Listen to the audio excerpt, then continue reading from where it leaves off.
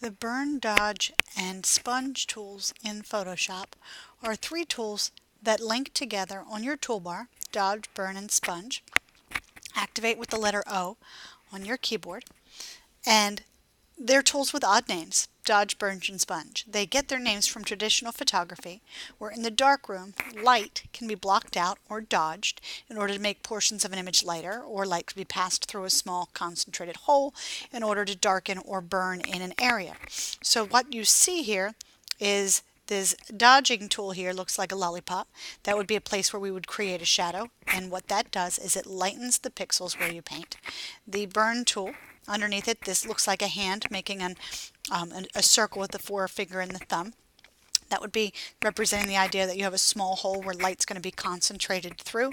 That when we use that tool, it paints in basically a darkness wherever you use that. And the sponge tool deals with color. A side effect of burning and dodging in Photoshop is the saturation of an image gets altered, and so that the sponge tool will allow us to correct that, as well as just simply change saturation in smaller areas. Unfortunately, that's a really terrible Photoshop pun with the sponge being saturated with water and then also dealing with saturation of color, but it is at least memorable. So this is also called the toning tools, and it helps you remember the shortcut of O that way there, so you can toggle through the three of them with the shift key. So what we're going to do, dodge and burn work best on grayscale images, and on color the dodge tool will wash out your color and the burn tool will give it kind of a sunburned look. So sometimes that becomes a problem, but we're going to play with that here on this image in our Photoshop skills exercise.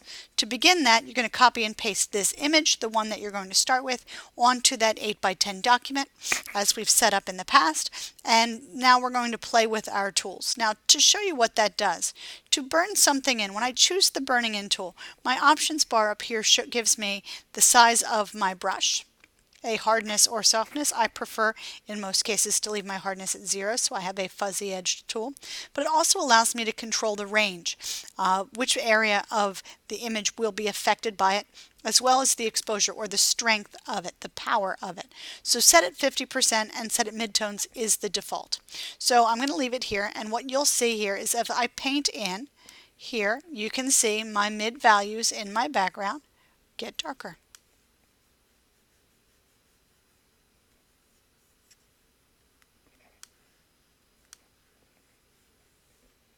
You can also see that my colors are getting a little bit saturated as well. If I switch here to highlights, you'll see that these highlight areas, now those areas are graying out. The goal of this exercise is simply to prove that you've played with this so that you can have a sense of, through your own experience, what the tool is going to do. Now, if I do a single click and move back and forth with a single click, it will only get a certain level of darkness. It will get to an exposure of 50% for that one. But each time I click, click, click, click, click, click, click, click, I can make it darker and darker the more I click. So you have those options as well within that.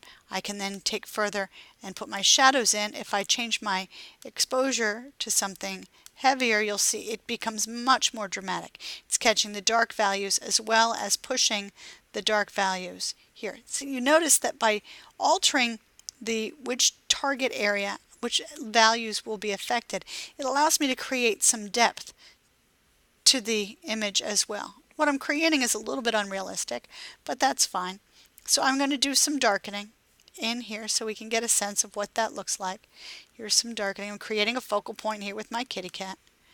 I would like to also, each time I go over it, you can see it's getting darker, and it's maintaining the highlights until I hit mid-tone or highlights, and now that's getting darker. Make my kitty cat here get darker. I'm going to let my kitty cat face become much more dramatic. I'm going to brighten that up so you can see what the dodge tool looks like.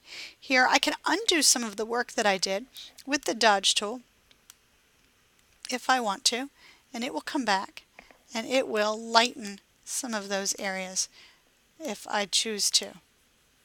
In those areas it will go back and lighten if I overdid certain parts of it. But what I'm going to do here is I'm going to lighten in this area here.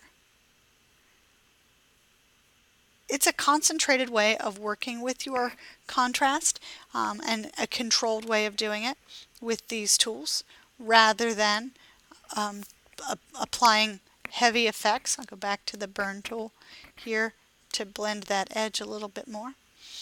Some heavy effects across the whole image. It allows me to simply work with certain parts of the image. Now, the saturation tool, when I click on the sponge tool, I have a choice also with my flow. Here I have my brush size and I have saturate or desaturate. So if I go to saturate my image, and I'm going to zoom in so you can see what's happening here with these kitty cat eyeballs, it's going to take all of the gray out of that image, out of those pixels. And take all of the gray out and make those a little bit more intense. Now it's washing out the pupils a little bit, so I might play a bit here. I can darken in those pupils again to make that drama there for my kitty cat face. Grab here in my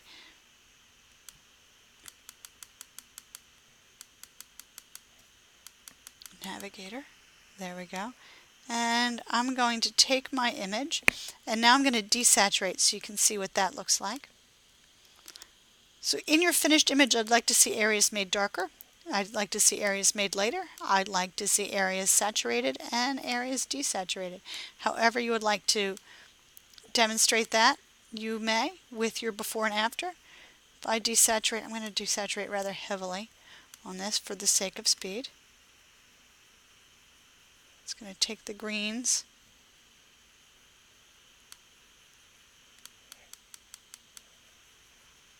and the colors out of my background here. You can see it here on the kitty cat. Kitty cat's getting much more gray each time I go across it. There we go. You can see how grayed out my kitty cat is getting. Losing the color there. So my image then becomes lighter, darker.